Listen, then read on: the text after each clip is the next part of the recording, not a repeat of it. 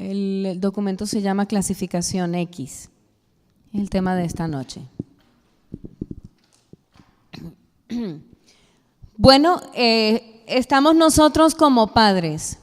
Como padres tenemos la tarea de criar a nuestros hijos. Lo primero que tenemos que saber y estar convencidos es que esto es un trabajo. Sí, es triste y es difícil y es duro, ¿verdad? Porque vamos a la empresa donde trabajamos a trabajar. Llegamos a la casa a limpiar, a arreglar, a organizar el garaje, la cocina, la sala, todo lo que hay que hacer, y eso es trabajo. Y la relación con nuestros hijos también es un trabajo. Entonces, cuando usted ponga los pies sobre la tierra cada mañana que se levante, entienda que todo lo que usted hace durante todo el día es trabajo. No hay diversión. La diversión era cuando éramos adolescentes, ¿verdad? Pero ahora ya no hay diversión, ahora todo es trabajo. Lo que pasa es que el trabajo que nosotros hacemos es un trabajo divertido. Entonces a veces uno se confunde y como que se le olvida que eso también es trabajo, pero es trabajo. Amén. Amén. ¿Cuántos están convencidos de eso? Amén.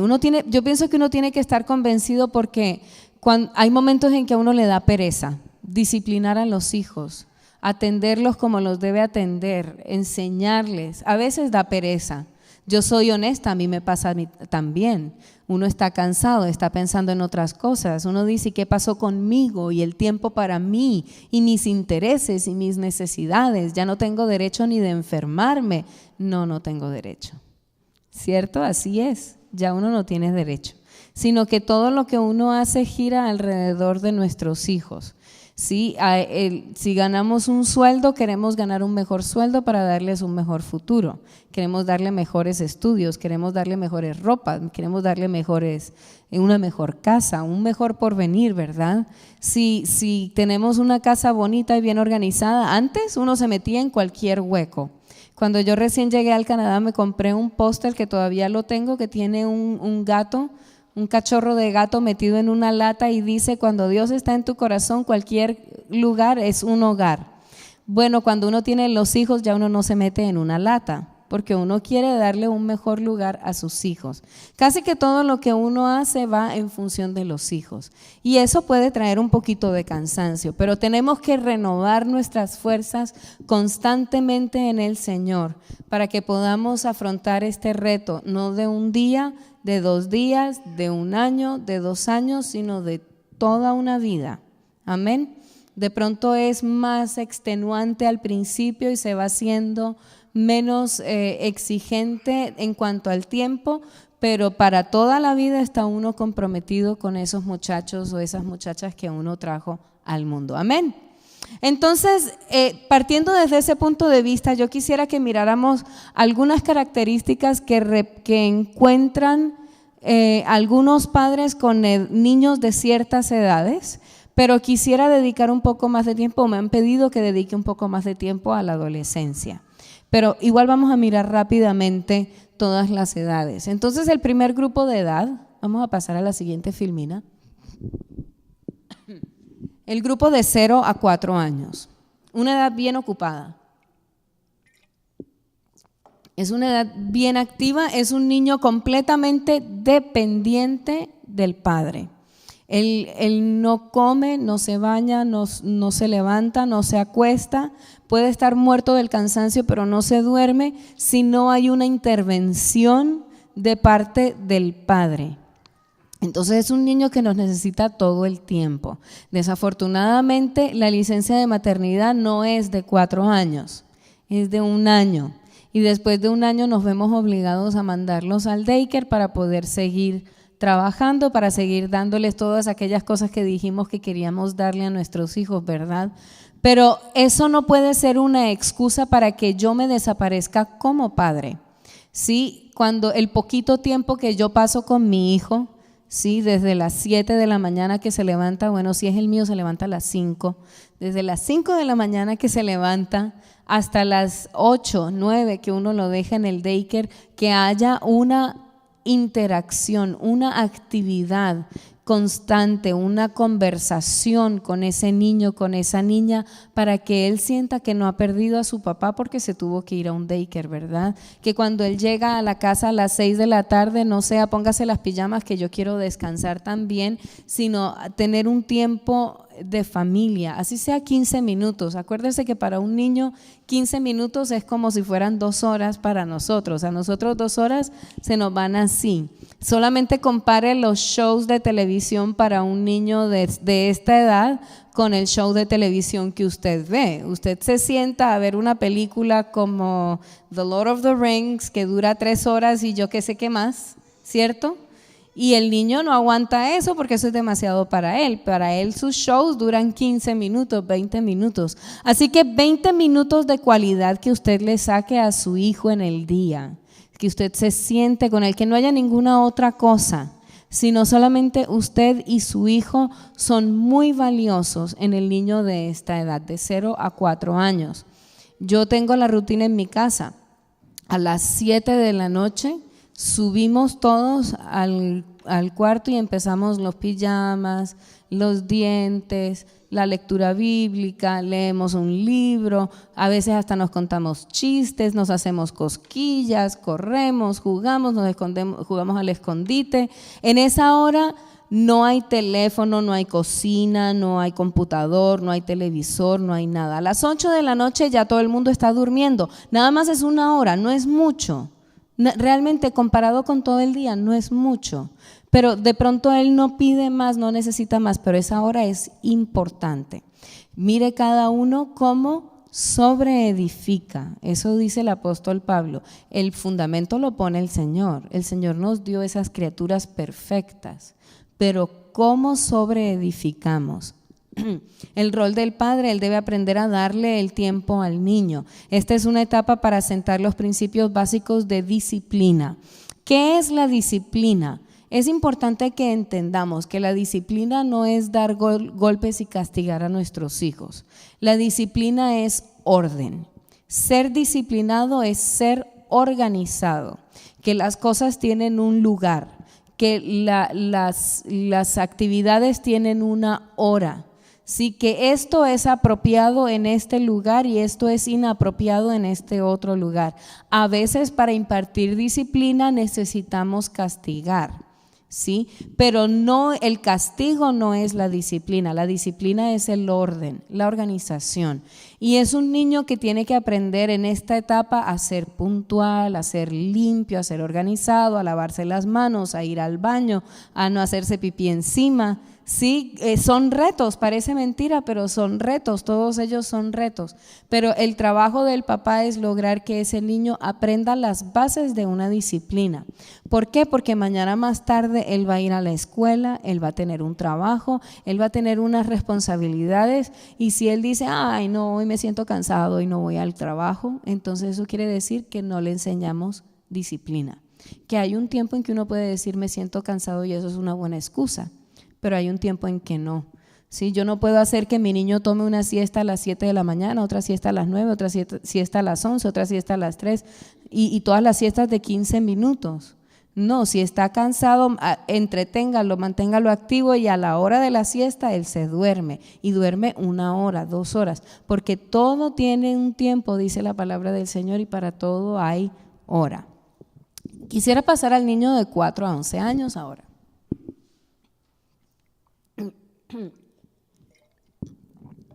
Esta es la etapa del descubrimiento, del aprendizaje, de las preguntas filosóficas. Salen con unas preguntas en esta etapa que uno dice, ¿de dónde salió esa pregunta? Y a veces uno tiene que indagar la pregunta para saber que de verdad está preguntando lo que uno cree que está preguntando. Sí, que no le salga como el del chiste, ustedes me van a perdonar, pero es para explicar la situación, que el niño le preguntó a la mamá, mami, ¿qué es pene? La niña, mami, ¿qué es pene? Y la mamá toda avergonzada, ¿cómo le explico qué es pene? Dios mío, esa niña con esas preguntas a esta edad, y ella ¿dónde vio eso y dónde escuchó eso? Y al final, después que ya le explicó y todo, le dice, mamita, ¿y tú por qué me preguntaste eso? Y dice, porque la profesora me dijo no sea pene. Entonces la pregunta no tenía nada que ver con el miembro masculino, sino con la expresión apenarse, ¿cierto? Entonces a veces esas preguntas uno a veces tiene que indagarlas primero antes de dar una respuesta, ¿verdad? Y uno asegurarse que está dando la respuesta apropiada, la respuesta adaptable a su edad. El apóstol Pablo dice: a todos me hago en todo con tal de ganarlos a todos para la gloria del Señor. Sí, entonces cuando yo hablo con mi hijo de 4 a 11 años, tengo que pensar como un niño entre 4 y 11 años y ponerle ejemplos como a un niño entre 4 y 11 años. Es el momento en que usted va a sentar las bases del aprendizaje autodirigido.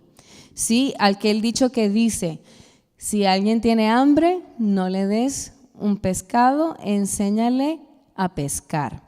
Sí, y ese es el rol del padre en esa edad: enseñar a su hijo a pescar, enseñar a su hijo a pensar. Sí, si usted le da las respuestas a todo, él nunca va a desarrollar su capacidad de análisis. Pero si usted le enseña a hacer conexiones, a sacar conclusiones, a hacer experimentos, ver que las cosas cambian, sí, el solo hecho de mostrarle que el agua se vuelve sólida cuando entra en el congelador y luego hacer una conexión de ese concepto en decir: cuando tú dices una palabra mala a mamá, mamá te entiende, pero si tú le dices una palabra fea a un niño, ese niño te va a pegar. Es que en cada situación diferente las mismas cosas tienen reacciones diferentes, ¿cierto? Sí me hago entender. Que él aprenda a hacer conexiones, que él aprenda a hacer inferencias, que él aprenda a sacar conclusiones por sí mismo, que él aprenda a pensar. Básicamente es que él aprenda a pensar. Es el proceso de educación. Para muchos es un reto porque dicen: yo nunca fui a la escuela, ¿cómo le voy a enseñar yo a mi hijo? O si yo fui a la escuela, yo no hablo bien inglés, ¿cómo le voy a ayudar a mi hijo con las tareas? O si yo fui a la escuela y hablo bien inglés, pero ahora enseñan cosas diferentes que cuando yo estudiaba, ¿cómo le voy a enseñar a mi hijo? Simplemente el que le enseña a su hijo las materias académicas es el maestro de la escuela. Usted en casa le enseña a su hijo a encontrar la información por sí solo. El rol de usted es una guía, es decirle: intenta en el internet, vamos a llamar a fulanito, siempre hay una solución, vamos a la biblioteca, preguntemos aquí, preguntemos allá, siempre hay una solución, pero enseñarle a él que él puede ir a diferentes fuentes a encontrar su solución. Y ese es un padre que puede estar involucrado en la educación del hijo, aunque no se sienta capacitado académicamente para ayudar al hijo. Amén.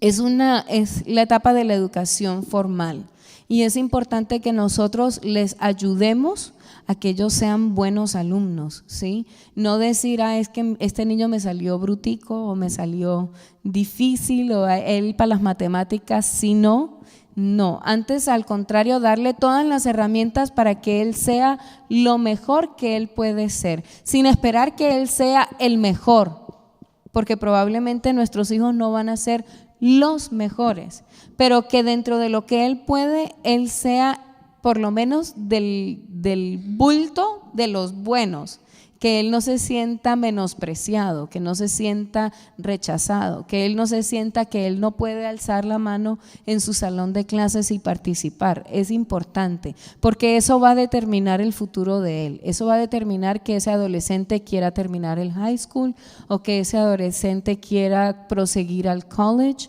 o que ese adolescente quiera irse a trabajar y ganar dinero y ya no estudiar más nunca en la vida y luego tener 50 años y seguir empacando cosas en una factoría.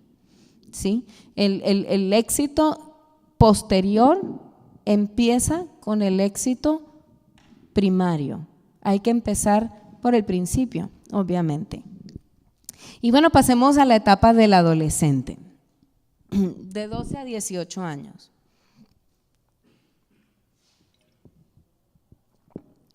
Es la etapa del desarrollo de la personalidad. yo no voy a decir que los niños no nacen con carácter, porque eso querría decir que yo no conozco a Juliana, nunca me la han presentado. Los niños todos nacen con un carácter y una personalidad. Lo que pasa es que ellos mismos no son conscientes de su personalidad hasta que no llegan a la adolescencia. Uno sí, uno va observando desde ya quién va a ser, qué clase de persona va a ser ese niño o esa niña. Y a veces incluso uno se sorprende porque llegan a la adolescencia y cambian completamente. Niños que eran dulces, juiciosos, amorosos, llegan a la adolescencia y son gritos, escándalos, rebeldía y no quieren nada con nada. Y a veces pasa lo contrario. Niños que eran rebeldes, que eran tremendos, insoportables, hiperactivos, terminan siendo unos adolescentes juiciosos, pasivos, que escuchan a los padres, pero sí se ven algunos rastros de la personalidad de quién va a ser ese joven desde la niñez. Pero cuando llega a la adolescencia, él se da cuenta que él no tiene que ser ni como papá ni como mamá. Es más, que él no quiere ser ni como papá ni como mamá, sino que él quiere ser su propia persona. Ellos dicen: yo soy diferente, yo no soy tú. No me impongas lo que tú piensas, lo que tú crees. Yo tengo mis propias opiniones, yo tengo mis propias ideas. Los padres de adolescentes saben que es así. El joven siempre llega a desarrollar y a demostrar que él está desarrollando una personalidad, un carácter, un temperamento. Hay una serie de cambios biológicos, además, que generan una serie de cambios en la actitud del joven. Sí, le cambia el tamaño de su cuerpo. Entonces el niño que nunca quería comer nada, ahora me tiene la nevera saqueada, ¿cierto? El niño con el que yo tenía que pelear para que se fuera a dormir o que se levantase un poquito más tarde en las mañanas, ahora no hay quien lo saque de la cama, ¿cierto? El niño que decía girls, girls, ahora es girls. Por toda una serie de cambios que hay en él. Y nosotros tenemos que ser conscientes que esos cambios no son los que definen quién es esa persona que ahora es mi hijo, sino que ellos afectan la persona que mi hijo es, ¿sí? O sea, esa persona, ese niñito odioso, que a veces son los adolescentes, 13, 14, 15 años, 16 incluso, o perezoso, o cantaletero, o encerrado, porque los hay de todos, ¿sí? Esa no es la persona que él va a ser. Esa es la persona que él está buscando, a ver si esa es la persona en la que él se convierte. ¿Sí me hago entender? Sí, él está probando opciones. A ver, es como cuando uno va a una pastelería y uno ve una cantidad de postres ahí, uno dice, ese se ve rico, si lo pudiera probar. No, yo quiero probar aquel. No, ese tiene como chocolate, delicioso, me encanta el chocolate, o las frutas, o fresas, o yo qué sé, crema.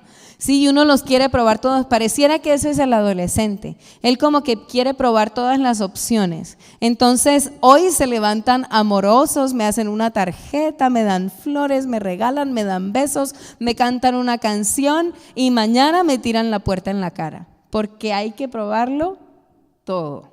Así es el adolescente. El rol del padre en esta etapa es entender que la juventud es pasajera. Vanidad de vanidades, dijo el predicador, todo es vanidad. Todo viene y todo se pasa. Así que es cuestión como de aguantar. Es una etapa de aguante, de uno demostrarle: yo te sigo amando, yo te sigo queriendo, te voy a corregir, te voy a dar lo que te puedo dar, pero yo me voy a aguantar aquí todo lo que tú me tienes que hacer. Y a veces son fuertes. Mi hermana la mayor mandaba cuchillos. Esas eran las rabietas de ella. Venía, agarraba un cuchillo o lo que fuera y lo lanzaba. Un día me cortó por aquí el brazo, que se lo mandó a mi otra hermana. Esos adolescentes que no paran de pelear, se lo mandó a mi hermana la segunda y yo estaba por ahí en la mitad y me pasó así, me alcanzó a cortar. No mucho, pero sí me alcanzó a cortar. Obviamente el escándalo: me sacaste sangre, le sacaste sangre a la niña. Y obviamente Pero los hay de todos y ella ahora es la persona así como más pacífica del mundo, como así como hasta echada pareciera. Pero en aquel entonces tenía un carácter fuerte, bien fuerte. Entonces el rol a veces es de entender que eso va a pasar, que no son ataque. Las cosas que ellos hacen en realidad no es un ataque contra nosotros, como si ahora nos odiaran. Estos padres ya no me entienden, ya no me quieren, los odio, que se vayan, que se desaparezcan, qué oso, no los quiero ver, que no me vean con ellos. Bueno, eso es pasajero. Eso es pasajero. Cuando ellos tengan el primer hijo, ellos van a llegar, ay mami, tú tenías razón, todo lo que tú decías. Ayúdame con mi niño que no soy capaz. ¿Cierto, hermano Teddy? No estoy apuntando a nadie. Solo que Teddy ya es padre y tiene a su mamá aquí. Entonces sí, todas esas cosas pasan. Las dictaduras causan revoluciones.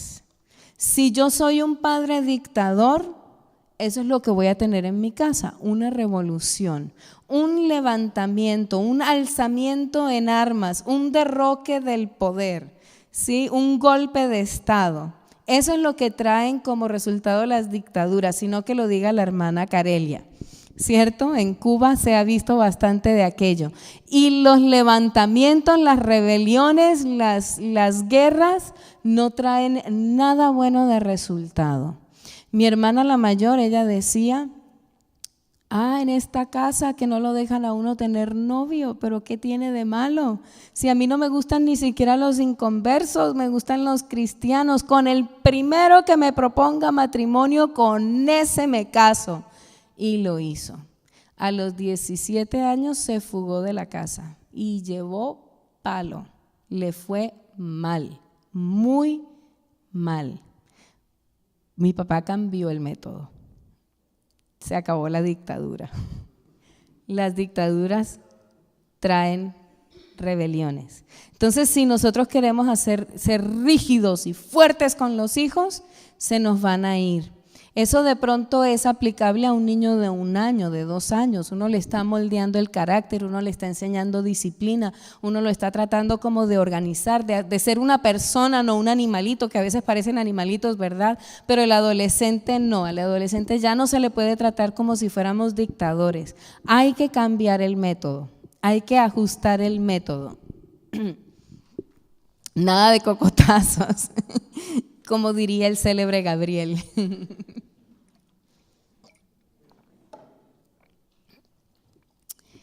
Es la etapa en que él va a aprender a ser adulto, ¿sí?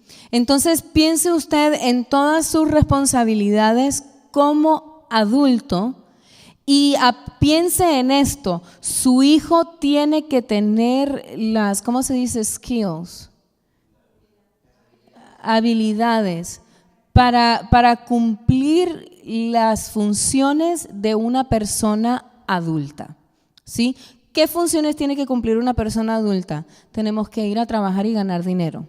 Entonces, es una habilidad que mi hijo tiene que aprender, que el dinero no cae de los árboles, que el dinero hay que ganárselo, hay que sudárselo. Si eso implica que lo tengo que dejar que reparta periódicos, bueno, lo dejo que reparta periódicos. O si eso implica que yo le voy a empezar a pagar por hacer las tareas que él tiene que hacer en la casa, entonces le voy a pagar porque él haga las tareas que él tiene que hacer en la casa. En mi casa mi papá nunca estuvo de acuerdo en que trabajásemos, por lo menos no hasta que nos graduásemos del high school, de la secundaria.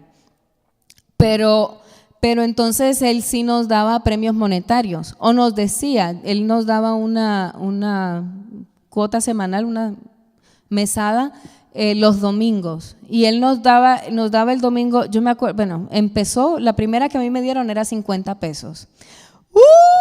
Long time ago. La última que me dieron creo que fue 500. Hay mucha inflación en Colombia. Pero él no me daba, y yo creo que la gaseosa costaba 100 pesos.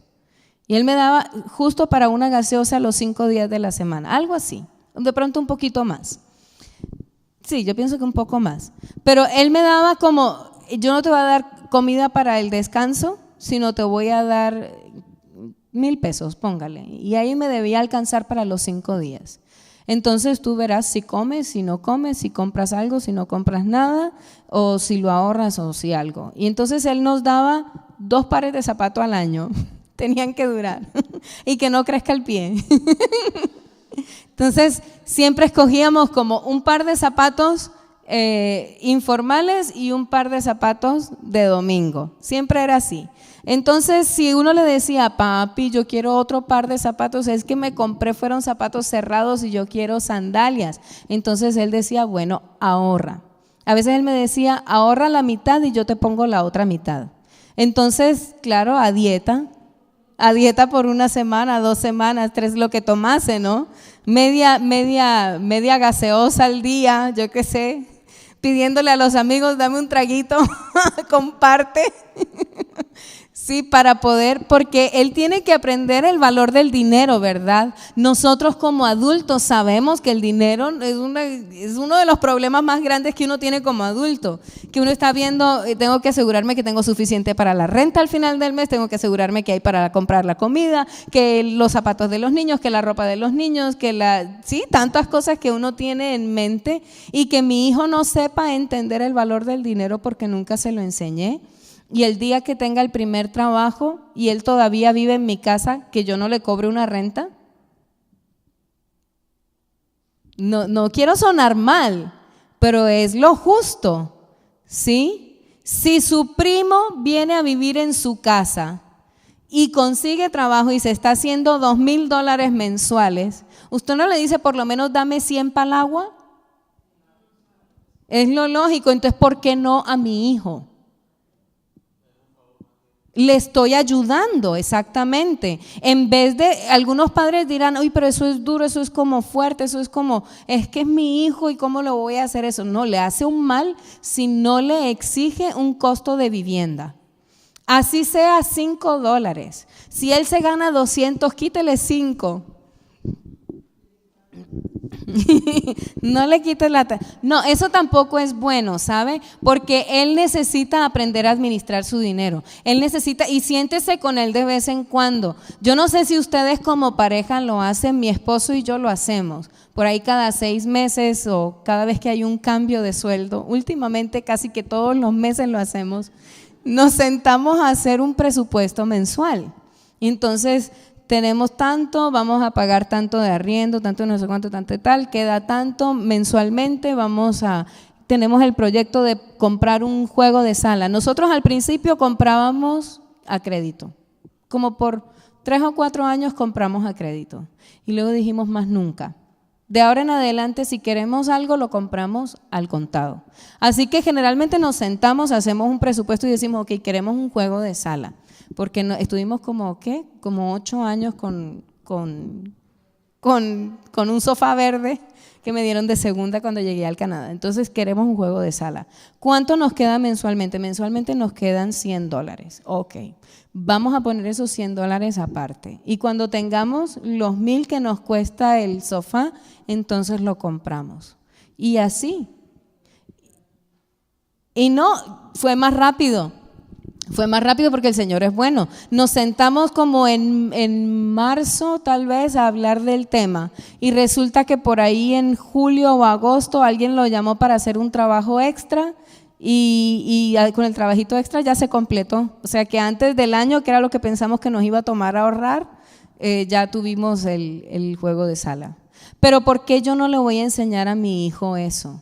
Mi hijo adolescente, pronto, es que eso es rápido, el tiempo se pasa rápido. Algunos se emancipan a los 17 años, la ley los apoya, les da welfare. A los 17 años el niño se puede emancipar, ¿sí? Que algunos no lo hacen, bueno, pero ya a los 17 años se puede emancipar y yo tengo solamente entre los 12 y los 17 para enseñarle a administrar el dinero. ¿Sí? Son cosas que yo voy a necesitar como adulto que yo tengo que enseñarle a él durante la adolescencia. ¿Qué otra cosa voy a necesitar como adulto? Que el que no se prepara un huevo no se lo come el desayuno. ¿Cierto? Entonces, ¿por qué no le voy a enseñar a mi hijo a cocinar? Él tiene que ser capaz de defenderse por sí solo en la cocina también. Hijo o hija. Que él sea capaz de hervir un agua y que no se le queme.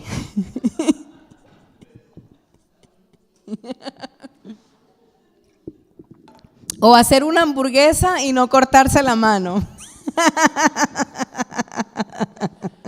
Sí, son principios básicos que él necesita para la vida. Sí, yo recuerdo visitar a una persona y tenía un hijo de 8 años y ese niñito era como malcriadito. Entonces resulta que a mí me gusta colaborar donde yo voy. Entonces yo me puse a lavar el baño y él andaba por ahí. Yo le dije, ven, ayúdame. Mira, así se lava el inodoro y el pelado le gustó, ve, y me ayudó y lavamos el baño entre los dos y tal. Cuando llegó el papá puso el grito en el cielo, ¿cómo es posible? El niño va a tener un accidente, lo que le va a pasar, etcétera, etcétera, etcétera, etcétera. Y yo, que él nunca va a tener que lavar un baño cuando crezca, ¿no es mejor que aprenda desde ya? ¿Ah? Sí, hay que enseñarle a lavar un baño, a hacer un arroz, a cocinar una carne, a que él pueda vivir por sí solo. Que el día que tenga que vivir solo, él sea capaz de vivir solo, ¿cierto? Que él sienta que esas son cosas, que eso no es nada del otro mundo, que eso es parte de la rutina diaria. Antes, al contrario, hermana, vaya, siéntese a la puerta del baño y supervise mientras él limpia el baño, ¿verdad? Y así usted también descansa un poquito, ¿cierto? Pero qué feo, ¿cuántas de nosotras estamos casados? No voy a mirar a nadie, pero con hombres inútiles que no quieren levantar un dedo en la casa. ¿Es eso lo que yo le quiero dar a mis nueras? ¿Cierto? ¿Es eso lo que yo le quiero dar a mis nueras? ¿Un hombre igualito que mi esposo? ¿O que el esposo de mi mamá? Porque a veces no es mi esposo, pero sí lo vi en mi casa. Mi papá no hacía nada, mi mamá allá fregando y limpiando y arreglando y cocinando y atendiendo a todo el mundo. Y mi papá sentado frente al televisor, pasando canales, ¿sí?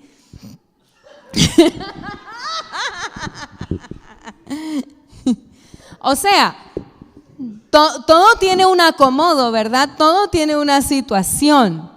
Y hay momentos en que uno entiende, hombre, él tiene un trabajo fuerte, yo no trabajo tan duro, de pronto nos podemos balancear las cargas, pero qué feo que ni siquiera el día que yo estoy enferma mi esposo me ayude siquiera a hacerme un café, ¿cierto? Porque no sabe.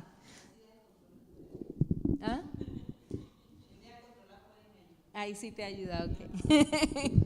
Entonces, es enseñar a nuestros hijos a ser adultos. Ese es nuestro rol. Ellos tendrán que convertirse en adultos, tendrán que participar del mundo de los adultos y qué bueno que sean capaces de hacerlo como adultos. Vamos a pasar a la siguiente filmina. Y yo quisiera que miráramos algunas de las características. Este es un ejemplo del cerebro del joven. ¿Qué hay en el cerebro del joven? Birds and the bees lobe, es decir, las maripositas. Esa es la parte más grande. El centro de la rebeldía, el superturbo de la rebelión. El centro yo soy el centro del universo.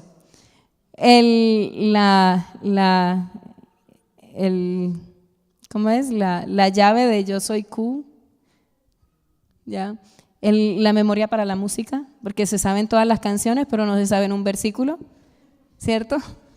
El slang, la imagen de sí mismo, la imagen, la porción de pertenecer a un grupo, de hacer parte del grupo. Cada uno de los episodios de Los Simpsons, ¿se lo saben todos? Bueno, si no es Los Simpsons, otra serie que les interese, ¿no? La corteza de indestructibilidad, ahí un círculo pequeño, la presión de los anteriores, ahí un círculo pequeño, la habilidad de ser visto en público con nuestros padres, una zona así muy pequeña. Bueno, es solo un chiste. Vamos a pasar a la siguiente. Quisiera que mirásemos algunas de las características del joven. La rebeldía, lo que dice ahí en En ese texto alrededor dice: no siento ninguna necesidad de obedecer reglas, tampoco deseo cumplir con los límites de las reglas sociales que matan mi espíritu y lo hacen morir. Rebeldes. Si no me obliguen a nada, no me digan qué tengo que hacer, no me digan cómo tengo que pensar, no me digan cómo tengo que vestir, yo voy a decidir, yo voy a decidir, yo voy a decidir, yo voy a decidir. Ese es el joven. Él es rebelde. La rebeldía es una actitud bien desesperante para los adultos. Cuando nuestros hijos son rebeldes, eso nos desespera. Nos dan ganas de agarrarlos por aquí, darles 3 vueltas y mandarlos botarlos por la ventana. Pero en realidad la rebeldía es una cosa positiva, créalo o no lo crea. Lo malo es que ellos se rebelan es contra nosotros, deberían rebelarse contra el mundo, ¿cierto? Si nosotros fuéramos capaces de canalizar la rebeldía de nuestros hijos y que ellos no se rebelasen contra Dios y no se rebelasen contra nosotros, sino que se rebelasen contra Satanás, contra las cosas del mundo que los quieren atrapar, tendríamos guerreros poderosos. Mire a David. ¿Qué fue lo que pasó con David? Llegó Samuel a ungir al rey. Intentaron con todos los hijos de Isaí y ninguno era. Y finalmente Isaí se acordó: yo todavía tengo un muchachito por allá detrás de las ovejas. Un pelado obediente, un pelado como bien, trabajador, responsable. Cuando llegó el muchacho del campo lo ungieron: ahora usted es rey de Israel. A los pocos días hubo guerra y sus hermanos, que eran todos fornidos, fuertes, valerosos, hombres de batalla, se fueron a la guerra. Entonces Isaí le dijo a David: no, usted se queda acá en la casa porque vea las ovejas, ¿quién me las va a cuidar? Entonces resulta que pasaron los días y no sabían qué pasaba con los hermanos de David, así que Isaí le dijo: David, vete por allá para la guerra, le llevas estos pancitos a tus hermanos y vienes de regreso y me dices cómo les va. Esa era la tarea de David. Vaya, entrega el mandado y se viene derechito para la casa y me dice cómo están las cosas allá. Ese es como el discurso de todo padre, ¿verdad? Se viene derechito, no vaya a parar en ninguna parte, no vaya a causar problemas, derechito de regreso para la casa. Y eso fue lo que hizo David, el ungido, el niño ejemplar, el futuro rey de Israel. Eso fue lo que él hizo. No, ese peladito rebelde llegó y los hermanos le dijeron: cállate, cállate. ¿Pero cómo así? Ahí dice que hay un gigante. No, eso no puede ser. Cállate, que te va a oír, que nos vas a meter en problemas. No, Señor, yo no acepto eso, que un incircunciso hable en contra del pueblo, del Dios poderoso. Venga, yo me enfrento al gigante. Rebelde, pero mató al gigante. Entonces la rebeldía pareciera muy mala, y lo es, pero una rebeldía canalizada hacia el objetivo que debería estar canalizada puede ser una cualidad, ¿sí? Entonces, entre más duro me vuelvo yo con mi adolescente, más rápido se me quiebra la vara. Pero si yo logro de alguna manera convencer a mi hijo, a mi hija, de dónde están los verdaderos valores, de dónde está lo que verdaderamente vale la pena en la vida, entonces yo tendré un guerrero que mate gigantes. Amén. Vamos a mirar otra característica. Y esta es la razón del tema: el deseo sexual. Warning, the following music video contains no sex and violence. That's boring.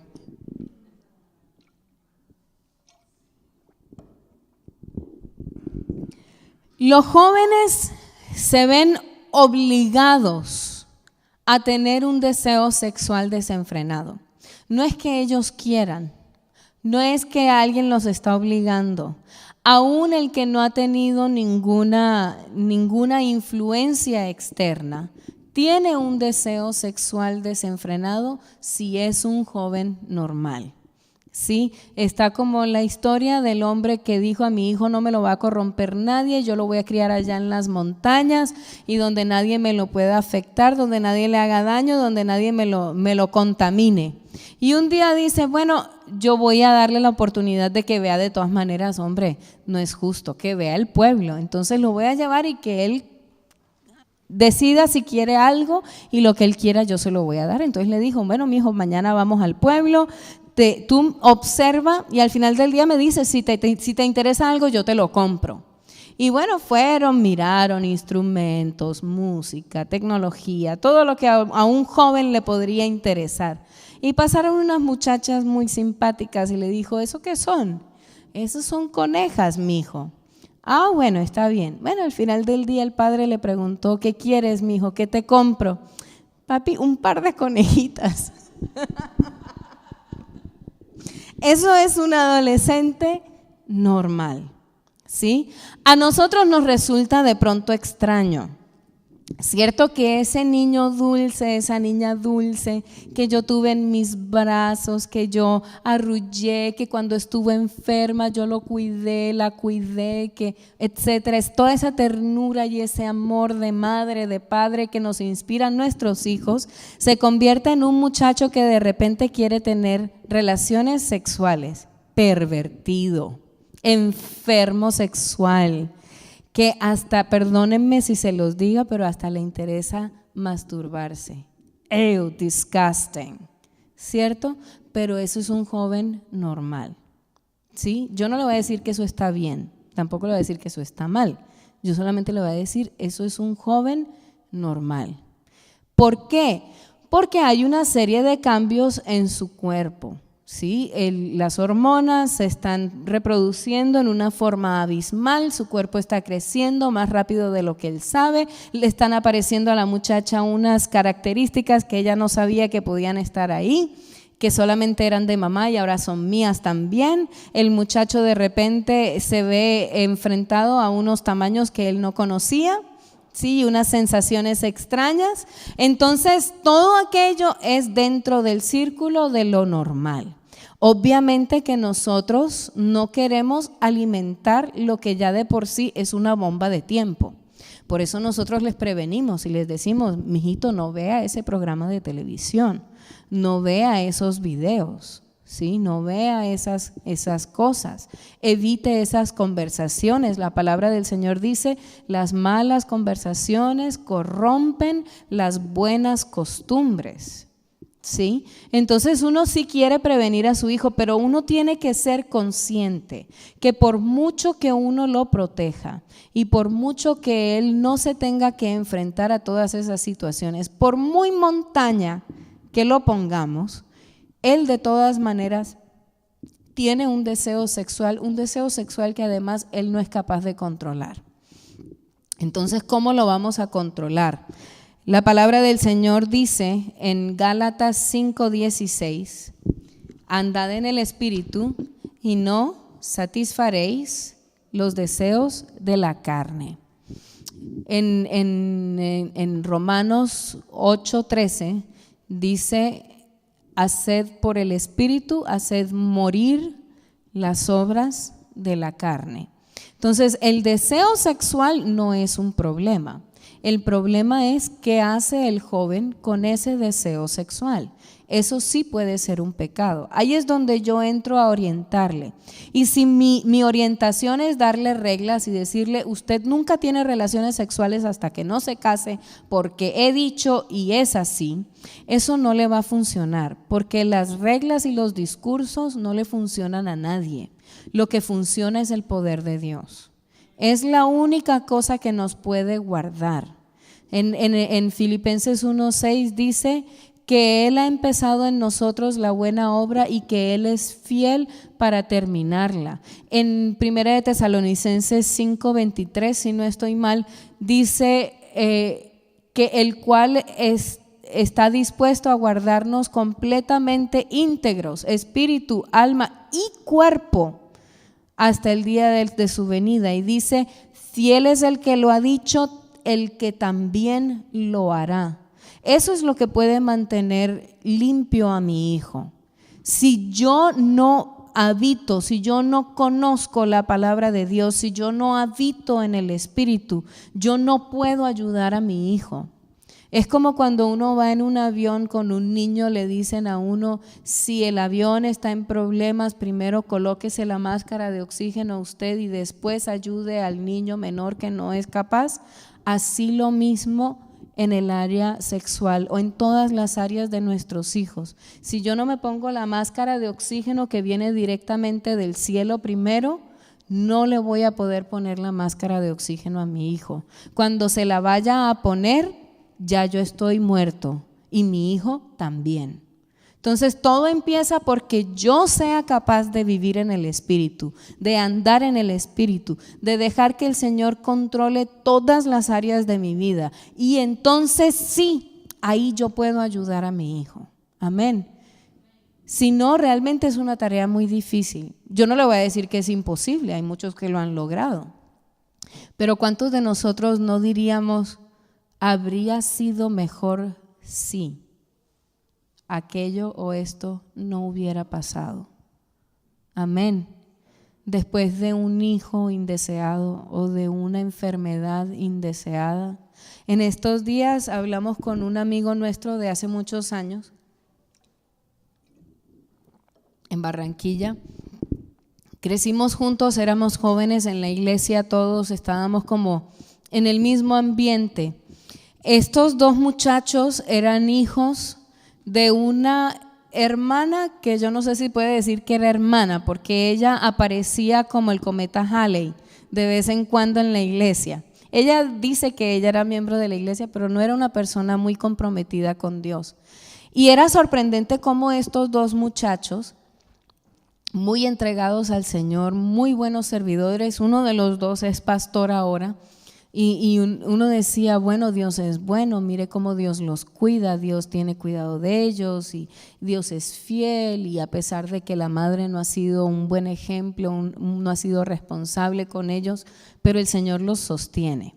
Resulta que uno de los dos, no el que es pastor sino el otro, tuvo un momento de flaqueza en el evangelio, que muchos jóvenes los tienen, y él se apartó de los caminos del Señor por algún tiempo. No fue ni siquiera mucho tiempo, tal vez un año o dos. Después regresó. En estos días estaba hablando con el que es pastor y le preguntaba por él, ¿cómo está tu hermano? ¿Dónde está? Y me dice, no, está en Bogotá y tal. Y yo, ve, y él no se ha casado. Y ya está en los 40. Y dije, ve, y no se ha casado tu hermano, tan raro. Y dice, no, es que él tiene SIDA. Cuando él se apartó, contrajo SIDA. Entonces, ¿cierto?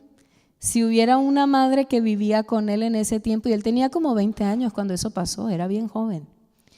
Si hubiera habido una madre ahí que vivía como debía vivir, que intercedía por él, que oraba por él, que estaba pendiente de él, yo no puedo decir que no habría pasado, pero es muy posible que no hubiera pasado, ¿verdad? Y ahora él se siente condenado a la vida, no solamente por la enfermedad que lleva, sino él cree que él no puede compartir su vida con nadie porque es una condena para cualquier persona con la que él viva. Entonces, una condena en la vida. Entonces, qué bonito no tener que decir, si hubiera sido diferente, si hubiera pasado otra cosa. Entonces, si bien es cierto que el deseo sexual de nuestros hijos es una cosa completamente normal y es una cosa completamente manejable, también puede ser una catástrofe grande en la vida de nuestros hijos, una enfermedad, un embarazo no deseado, o simplemente la conciencia de que yo me había prometido a mí mismo o a mí misma llegar virgen al matrimonio y no llegué. Eso es una decepción muy grande. No hay decepción más grande que uno decepcionarse a uno mismo. Amén. Que uno decir, yo me propuse hacer esto y no lo logré. Eso es duro. Y tener que vivir con eso en la mente, eso es duro, eso es difícil. Pero los podemos ayudar y los podemos proteger. Otra característica del joven.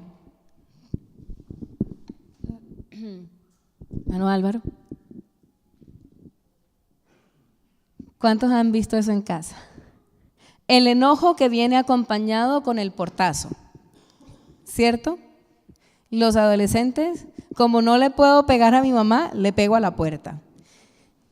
De hecho, la Biblia reconoce y dice, joven, quita de ti el enojo. ¿Por qué? Porque el joven vive como en esa situación de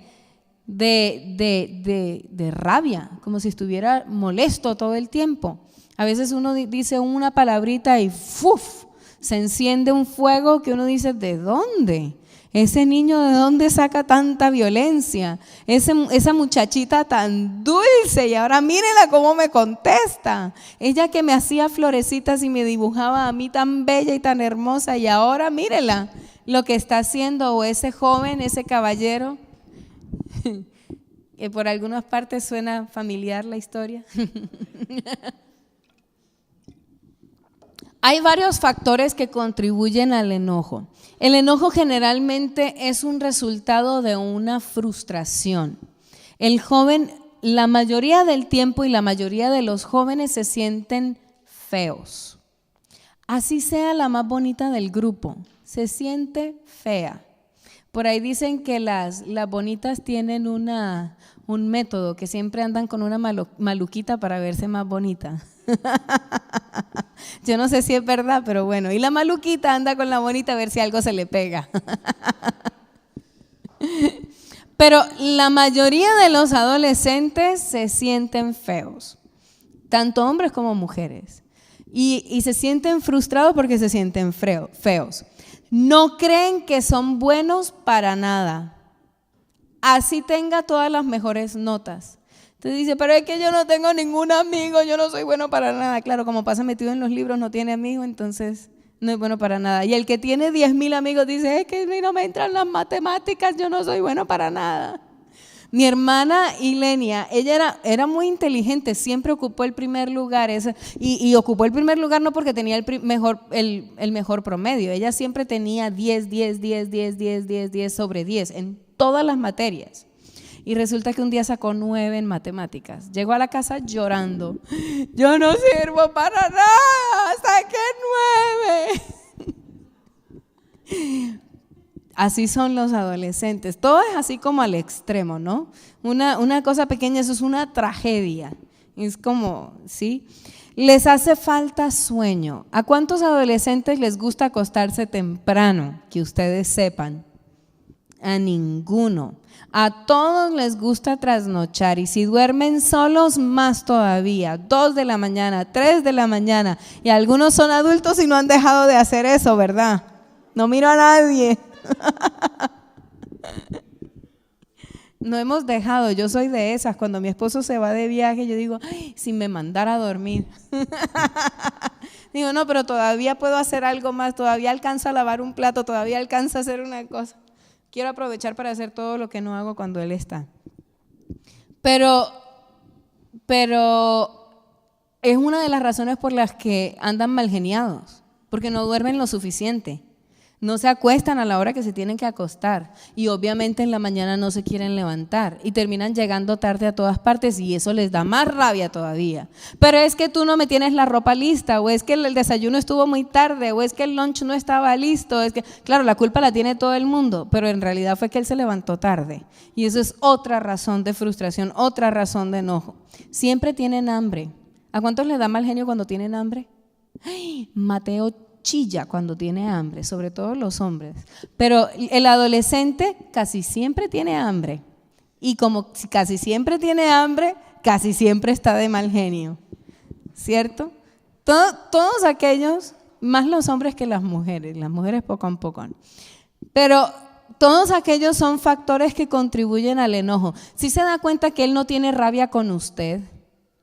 En realidad son otras cosas que le hacen sentir insatisfecho y como se siente insatisfecho o insatisfecha, lo expresa a través de la rabia. La rabia es un mecanismo de defensa.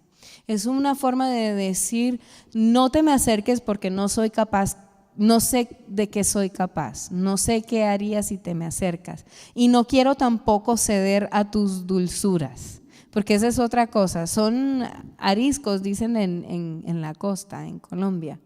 Uno los va a abrazar, los va a besar, los va a... Ya viene con la... bobadas y babosa. Así son. Pero eso es pasajero. La Biblia del Señor dice, la palabra del Señor dice que eso es pasajero. El enojo además es un síntoma de otra característica, la pasión. El joven es apasionado. Por eso a veces se expresa con ese enojo, con esa rabia, con esa ira, porque es que él lo siente todo como al máximo. Entonces, ¿qué hacemos con el enojo? Si aplastamos esa pasión, desaparece ese enojo, pero también desaparece la pasión.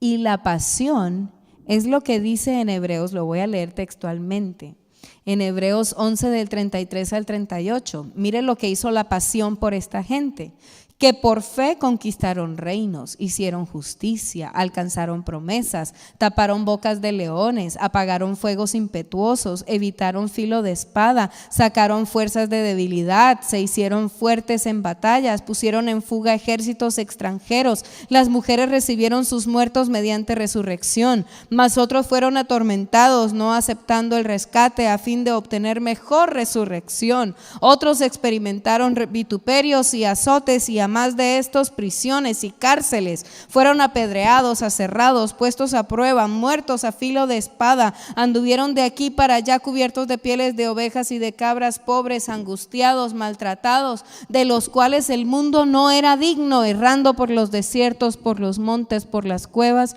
y por las cavernas de la tierra. ¿Cómo habrían sido capaces de hacer eso si no hubieran sido apasionados? Si no hubieran estado convencidos de que su punto de vista era el punto de vista que era correcto. Entonces el enojo, la pasión, es una cosa que se puede volver positiva en la vida de mi hijo o en la vida de mi hija, que cuando él confronte un obstáculo, perdió una materia, perdió un semestre en la universidad, no fue aceptado en la universidad que él quería, cuando pensó que eso era lo de él, se dio cuenta que eso no era lo suyo, que él sea capaz de sacudirse, levantar y seguir adelante, ¿sí? Entonces no se trata de quitarles eso, pero canalizarlo, ¿verdad? Buscar otra forma de que ellos se desahoguen. Otra cualidad, la autosuficiencia. Es que usted que cree que yo todavía soy un niño, pero yo soy capaz, yo puedo. Usted no entiende, ya yo sé. No me lo vuelva a decir, no me lo repita, yo sé, yo puedo, yo solo. ¿Por qué no confían en mí? A mí nadie me cree. En esta casa, y generalmente en esta casa le creen a mi hermano o le creen a mi hermana, pero a mí no, claro, como él o ella es el favorito. Típico, ¿verdad? Porque ellos se creen autosuficientes. Uy, cuando uno tiene 15, 16, 18 años, uno se las sabe todas. Y cuando tiene 25 dice, ¿cómo era de bruto? ¿Cierto? El adolescente, él cree que todo lo sabe, que todo lo puede, que se le presente un dinosaurio, que se le presente un hombre fortachón, él con su espada, él puede.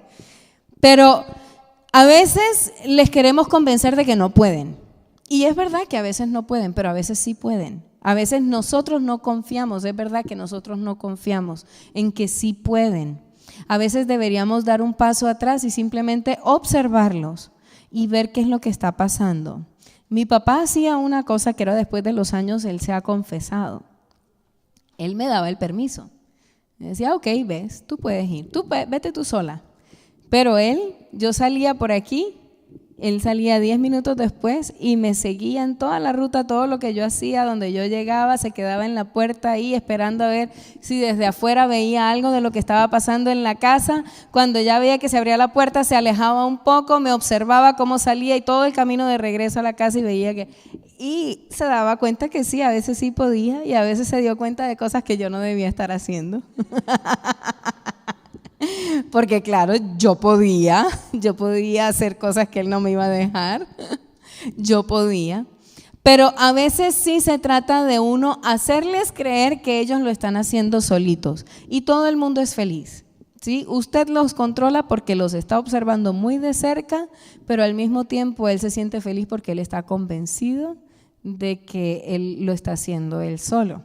Claro, la próxima vez ya usted no le da permiso, ya usted sabe, ¿cierto? De primera mano, o al contrario. La próxima vez usted puede quedarse tranquilo en casa, tranquila en casa, sabiendo que él realmente responde a lo que usted le ha enseñado y que él está haciendo las cosas como debe hacerlas. Es importante además enseñarles a ellos que en la vida nadie es una isla. Lo que yo hago afecta a otros y yo no puedo hacer nada sin la ayuda de otros. En Eclesiastés dice, mejor son dos que uno, porque tendrán mejor paga de su trabajo. Si dos durmieren juntos, el uno calentará al otro. Si dos, como dice, cordón de dos cuerdas empieza de dos. Dice, cordón de dos cuerdas es fuerte, pero de tres no se rompe. Básicamente es lo que dice. O sea que aunque él de pronto es capaz de hacer muchas cosas solos, es probablemente importante que le enseñemos también que en grupo es mejor. Y cuando ese grupo son las personas que Dios ha puesto para que sean sus padres, ese grupo es mucho más fuerte. Amén. El Señor lo muestra en el principio de la iglesia, ¿sí? Él nos puso el lema que tenemos para este mes. Dice que el Señor nos ha puesto todos como miembros de la iglesia y que todos los miembros los unos con los otros se ayudan mutuamente. O sea que el principio de sociedad es correcto, el principio de grupo es correcto. Y si bien es cierto que queremos que él sepa que él es capaz, que él puede hacer muchas cosas, también queremos que él aprenda a ser un ser social, que aprenda a vivir en comunidad. Vamos a pasar al joven de 19 a 25 años. Ya este es un adulto, ya no es un adolescente. El joven hasta los 18 años todavía yo le puedo decir, esta es mi casa y mientras usted viva bajo mi techo se somete a mis reglas. Todos lo hemos escuchado y lo hemos repetido también, ¿verdad? Pero cuando ya el joven tiene 19 años, ya queremos que él se comporte como adulto y que si él se somete a las reglas de mi casa no sea porque yo soy la autoridad de mi casa, sino porque él respeta mi casa. Son dos razones muy diferentes. Todavía se tiene que someter a las reglas de mi casa porque sigue siendo mi casa, pero no porque yo lo mando o porque me tiene miedo, sino porque hay un respeto mutuo. Aquí los dos somos adultos. Entonces yo me acuesto a las 10 de la noche. Si tú llegas a las 2 de la mañana haciendo ruido, me interrumpes el sueño. Eso es irrespeto, ¿cierto? Entonces vamos a respetarnos mutuamente. Tú llegas a las 10 de la noche. También sería irrespeto que yo me meta en tu cuarto y te empiece a revisar todas las cosas, a ver si hablaste con tu novio o no hablaste con tu novia, si te estás viendo con ella o si no te estás viendo con ella, si hiciste la tarea o si no hiciste la tarea, porque ya tú eres un adulto, tú eres responsable de tus acciones. Entonces no es correcto que yo ande hurgando tus cosas, ¿verdad? Pero no se puede llegar a ese punto si no se ha sentado la base en la adolescencia, ¿verdad? Cada uno mire cómo sobreedifica. Es un proceso largo, como decía al principio, esto es trabajo y es trabajo duro. Entonces el joven está en capacidad legal de tomar sus propias decisiones y generalmente usarán esta libertad al máximo. ¿Sabe? Un joven al que se le da libertad antes, aunque sea una libertad controlada, cuando llega a los 19 años ya ni siquiera quiere pelear por la libertad. Pero un joven al que no se le da libertad, apenas cumple los 18, dice ya yo soy mayor de edad, 19 ya estoy en edad de tomar alcohol, ¿sí? Y de manejar incluso tomando alcohol, y qué miedo, ¿verdad? Porque ahí es donde corre peligro hasta la vida de los muchachos. Ya no se trata de pelea de mamá y papá, se trata de la vida del joven. El rol del padre en esta etapa es probablemente la etapa de las decisiones más delicadas en la vida de nuestros hijos, escoger qué profesión, escoger con quién casarse, el trabajo que van a tener el resto de su vida, pero nosotros estamos ahí para ser consejeros. El consejero tiene que ser consciente que no siempre le van a escuchar el consejo. A veces uno le aconseja a alguien y le dice, me parece que deberías hacer esto, y la persona hace lo contrario. Bueno, es una persona independiente. Ya no es mi hijo, ya es una persona adulta, independiente, capaz de tomar decisiones. Eso sí, las decisiones que me afectan a mí, ¿sí? Como que él me vaya a agarrar la tarjeta de crédito para irse a tomar el fin de semana, obviamente, tienen que tener consecuencias. Y consecuencias de adulto, eso es robo, eso es fraude. Entonces, que él tenga una consecuencia de adulto. Y he escuchado casos, yo no sé, no me atrevo a decir qué tan bueno o qué tan malo, en que les han mandado a la policía al joven, aunque vive en la misma casa. Pero no tanto para que se lo lleve la policía, sino para que él entienda que él ahora es adulto y sus actitudes tienen que tener las consecuencias de un adulto. Usted me robó, físicamente me robó. Entonces, hay una consecuencia legal al hurto, ¿sí? Y todas las demás cosas que pueden pasar. También en el otro sentido, ¿no? En el sentido de que yo sea respetuosa de mi hijo o de mi hija. De 26 años o más. Normalmente, esta es la edad en que ya él tiene su propio hogar, su propia familia, y entonces los padres reciben un ascenso automático. Pasan de ser padres a ser suegros. De aquí en adelante ya usted no tiene un hijo o una hija, usted tiene un yerno o una nuera, ¿sí? Y entonces usted va a la casa de su hijo o de su hija y usted no es mami de este, sino suegra de aquel. Ya, a veces abuelita de fulanito, pero mamá ya no, papá ya no, ¿sí? Sino más bien ya uno se convierte en la persona con la que la otra se siente incómodo o incómoda. Y uy, ahí está el suegrito, ahí está la suegrita, hay que impresionar y se darán cuenta que no lavé el baño hoy, o se darán cuenta que sí, ya ellos asumen que usted es el enemigo, generalmente. Entonces uno tiene que tomar el rol de amigo, uno no quiere perder a la familia, ¿sí? Y en la medida en que uno mantenga ese respeto, también a uno lo van a respetar. ¿Sí? Aquellos suegros, aquellas suegras que se meten en la vida de los hijos terminan teniendo problemas, terminan perdiendo a los hijos. Generalmente es así. Finalmente yo quisiera hablar de 4 cosas.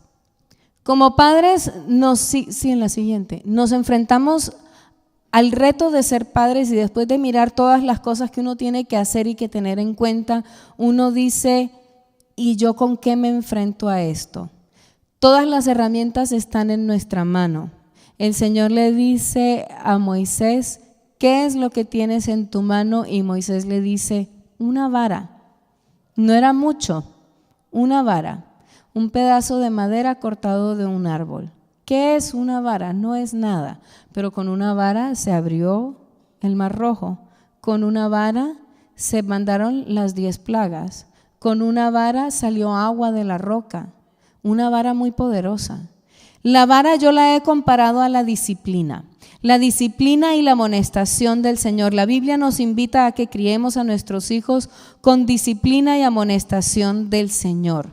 La raíz de la palabra disciplina está en la palabra discípulo. Miremos el ejemplo de Jesucristo. Jesucristo pasó 3 años y escogió 12 discípulos en su círculo cercano. ¿Qué hizo él con esos 12 discípulos? Les enseñó disciplina. Y fue muy claro.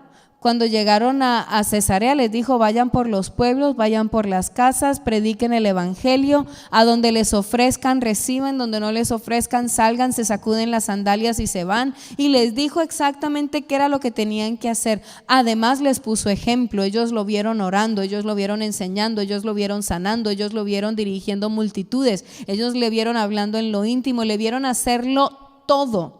Después en el Pentecostés, Pedro recibe el Espíritu Santo y se pone en pie. ¿Y qué hace?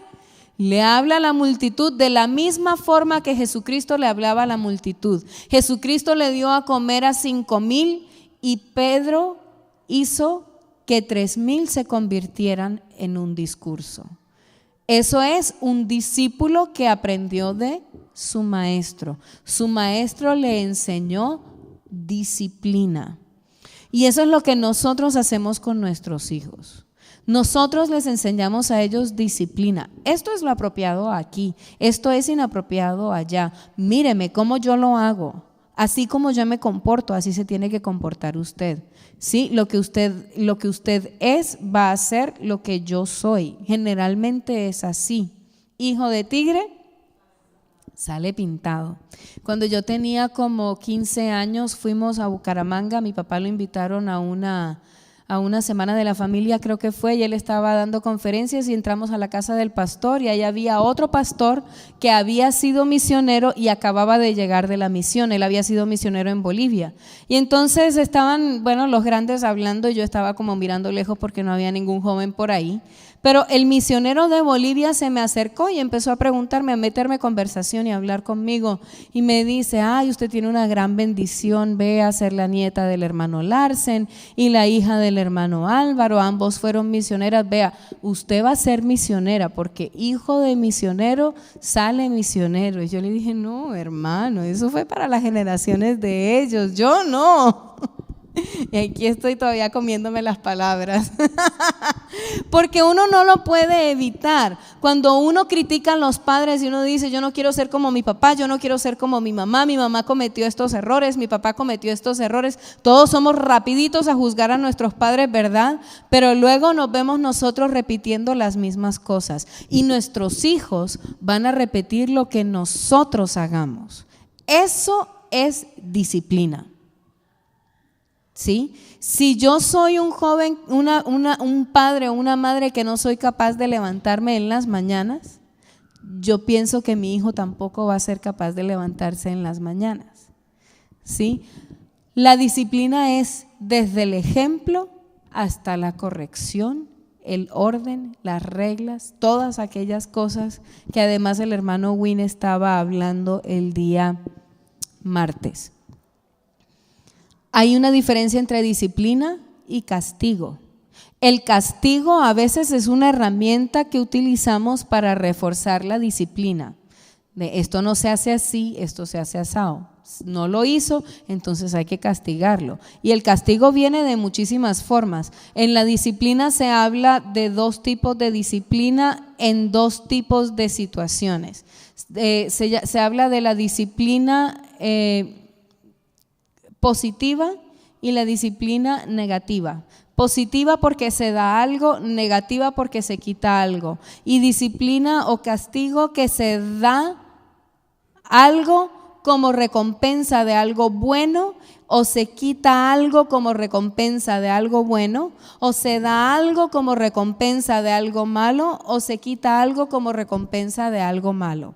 Por ejemplo, el niño tenía que cepillarse los dientes y no se los cepilló, hizo algo malo. Yo le puedo dar un castigo que implique darle algo. Por ejemplo, se tiene que cepillar 10 veces los dientes ahora, por dar un ejemplo.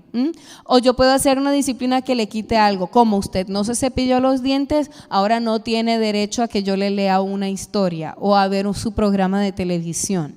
Sí, eso es disciplina de dar o disciplina de quitar, pero la disciplina es tan válida para la corrección como lo es válida para alabar una buena acción.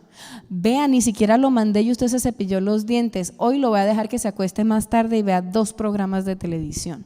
Eso también es disciplina. ¿Por qué? Porque cuando yo le doy ese refuerzo, cuando yo le doy esa alabanza, entonces mañana ya yo tampoco le tengo que decir, porque él dice, oye, es tan bueno, me dan premios cuando hago esto que debería hacer. ¿Sí? Entonces, a veces malentendemos la palabra del Señor. Hay un versículo por allá en Proverbios que dice que la vara, ¿cómo dice exactamente? ¿Cómo? Se habla de la vara de la corrección. Y yo estaba meditando en ese versículo y yo decía, Salmo 23 dice, tu vara y tu cayado me infundirán aliento. Pero Proverbios dice que al joven, que al niño hay que darle con la vara. Entonces yo decía como que no tiene sentido. Entonces me puse a mirar eso un poco. Resulta que la vara, el cayado, es un gancho que utiliza el pastor para traer de regreso a la oveja. La oveja se le va saliendo, entonces él va, le lanza la vara con el gancho, le engancha el cuello y sin que ella haga mucho esfuerzo o él haga mucho esfuerzo, él la trae de regreso al redil. Esa es la vara de la disciplina, porque si no, no me podría infundir aliento. Si fuera una vara que me está pegando todo el tiempo, lo que me infunde es miedo, no aliento. Pero es una vara que me ayuda a venir de regreso al redil cuando me estoy perdiendo. Cierto que ya yo me sentía perdida, ya yo sentía que no tenía nada, que no podía hacer nada, que no veía a mis amigos, que no veía a mis compañeros, y la vara me trajo de regreso. Eso es una vara que da aliento. Hay que utilizar la disciplina sabiamente. Eso no quiere decir que el castigo físico no es necesario, a veces, pero hay que aprender a manejarlo, ¿verdad? La otra cosa que tenemos en nuestras manos, yo estaba mirando el ejemplo de… ¿No hay nadie arriba? Creo que se fueron. Bueno, hermano Álvaro. El ejemplo de Dorcas y su aguja. ¿Qué tenía Dorcas en la mano? Tenía una aguja. ¿Para qué sirven las agujas? Para coser, para pegar dos partes que estaban despegadas, que antes no eran, para unir, para construir. La palabra del Señor dice que hay palabras que a veces usan los padres, las personas, no los padres, pero las personas, que dice que son como golpes de espada. Yo decirle a mi hijo, me decepcionas, decirle a mi hijo, me avergüenzas, esas son palabras que destruyen. Pero decirle a mi hijo, yo te amo, pero lo que estás haciendo te va a destruir, esas son palabras que construyen. Que utilicemos cosas que construyan a nuestros hijos. Tenemos una pequeña aguja y podríamos hacerles daño con la aguja, chuzarlos, pero más bien hilemos, construyamos, unamos, ¿verdad? Podemos utilizar sabiamente la capacidad que tenemos de construir. En la palabra del Señor dice que el Señor escogió 5 ministerios o determinó 5 ministerios para la iglesia: el apóstol, el profeta, el maestro, el evangelista y el pastor. Y yo estaba pensando, si yo soy apóstol en mi casa, yo debo ser capaz de establecer bases firmes en mi hijo, ¿sí? Yo soy capaz de crear fundamentos, principios que le van a durar toda la vida. Si yo soy un profeta para mi hijo, yo voy a poder exhortar, animar a mi hijo. Tú puedes, sigue adelante, no importa lo que pasó, podemos cambiar la situación, podemos llegar más lejos si lo intentamos mejor. Palabras que edifiquen. Si yo soy un maestro para mi hijo, yo lo voy a instruir, yo le voy a enseñar de la vida, yo le voy a enseñar a vivir la vida, a ser exitoso en todo lo que él haga. Si yo soy una evangelista, yo le voy a explicar el amor de Dios a mi hijo y yo le voy a presentar el evangelio de tal manera que él se pueda convertir y conocer a Dios. Y si yo soy un pastor de mi hijo, yo lo voy a guiar a pastos verdes. Yo le voy a traer la palabra del Señor para que él se alimente constantemente. Si yo pudiera edificar a mis hijos como la palabra del Señor lo dice, yo tendría hombres de Dios, mujeres de Dios. Hay otra cosa que tenemos en nuestras manos: 5 panes y 2 peces. Nosotros traemos la provisión de nuestros hijos, la provisión económica, la provisión emocional, la provisión cognitiva, la provisión espiritual, la provisión psicomotora. Que en mi casa haya oportunidad de juego, de correr, de gritar, de saltar. Eso es una necesidad psicomotora. Que haya oportunidad de decir te amo, de decir estoy triste, de decir hoy no me siento muy bien, hoy me siento desanimado. Eso es una necesidad emocional. que haya oportunidad de decir, vamos a estudiar, vamos a mejorar, vamos a la biblioteca, vamos a leer un libro, coméntame qué estás haciendo en la escuela, yo quiero saber qué es lo que tú estás aprendiendo. Eso es una necesidad cognitiva, que yo le pueda proveer a mi hijo en todas las áreas. Y si eso implica que yo tengo que volver de regreso a la escuela y leer más y estudiar más y esforzarme más y convertirme en una persona dulce cuando siempre he sido una persona áspera, entonces que eso sea, pero que yo sea el proveedor de mi casa, y esos 5 panes y esos 2 peces que yo tengo se van a convertir en una cosa que alimente multitudes, que todas las necesidades de mi hijo queden cubiertas. Y finalmente yo quisiera hablar de la piedra de David. David tenía una sola oportunidad de matar al gigante, una sola piedra. Si esa primera piedra no hubiera funcionado, el gigante habría venido detrás de David y le habría cortado la cabeza. Pero David tenía una piedra y él apuntó. Y apuntó como debía apuntar: en el nombre de Jehová de los ejércitos, incircunciso yo a ti te derribo. Y lanzó su piedra y la piedra le dio al gigante y el gigante se cayó. Y no importa cuál sea el problema o la situación que yo confronto con mi hijo, pero si yo tengo esa piedra, que da vueltas, y la palabra del Señor me dice que Jesucristo es la piedra que ha sido reprobada por los edificadores. Si yo tengo esa piedra en la mano y comienzo a darle vueltas y en el momento oportuno yo la lanzo, yo estoy segura que ese gigante se cae. El rey Nabucodonosor tuvo un sueño y él dijo: en el sueño yo vi una estatua de oro con pecho de plata y piernas de bronce, pies de hierro, y en el talón había barro. Y esa estatua se paraba sobre todas las naciones y le infundía miedo a todas las naciones. Pero vi de una montaña que caía una piedra pequeña que le pegaba en el talón a la roca, a la estatua, y la destruía. Y Daniel le dice: sí, rey, eres tú eres ese oro, tú eres un reino fuerte, y va a venir otro reino de plata después de ti, también fuerte, y luego va a venir uno de cobre también después de ti, también fuerte, y va a haber uno de hierro también fuerte.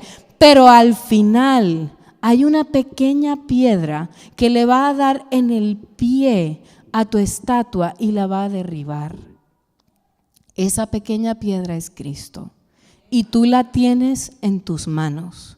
Mete a Jesús en tu hogar, mete a Jesús en tu trabajo de padre, y yo te aseguro que Jesús te va a ayudar. Él te va a llevar. A veces yo personalmente le digo al Señor en medio de una situación: Señor, yo no sé cómo calmar a este niño. Este niño me está haciendo una histeria, o este niño hizo una cosa y yo no lo quiero maltratar, pero tengo tanta rabia, quisiera pegarle. Dios mío, ilumíname cómo tengo que hacer. Y en ese momento justo el Señor me da una solución, y yo no le estoy inventando ni le estoy diciendo mentiras, pero el Señor trae ideas a mi mente, ideas que funcionan. Y yo no le puedo decir que mis hijos están bien criados porque apenas estoy empezando, pero yo sí puedo decirle que hasta aquí me ha ayudado Jehová, y yo confío en que hasta el final Él me va a ayudar. Amén. Yo quisiera que nos pusiéramos en pie y que le dijéramos al Señor: Señor, ayúdame de verdad. Me has dado una bendición con estos hijos, pero ayúdame a criarlos en tu temor. Ayúdame a que sean hombres y mujeres de bien. Ayúdame a que siempre haya una buena relación entre ellos y mí, en que pueda haber amor, en que pueda haber comunión en mi hogar, en que pueda haber paz en mi hogar, en que tú te manifiestes, en que cuando ellos entren por la puerta, que vengan de la escuela, que vengan de donde vengan, que ellos digan: se siente algo diferente en este lugar. No es como cuando estoy con mis amigos, aquí se siente mejor, aquí se siente bien, aquí estoy cómoda, aquí tengo un hogar, aquí tengo una familia. Soberano Padre Celestial, yo te alabo y te bendigo, Jesús. Yo te doy las gracias, Señor, porque tú eres bueno, tú eres santo, eres soberano, Dios mío. Gracias, Señor, por las herramientas que tú nos has dado, Señor, por lo que tenemos en ti, Padre Celestial.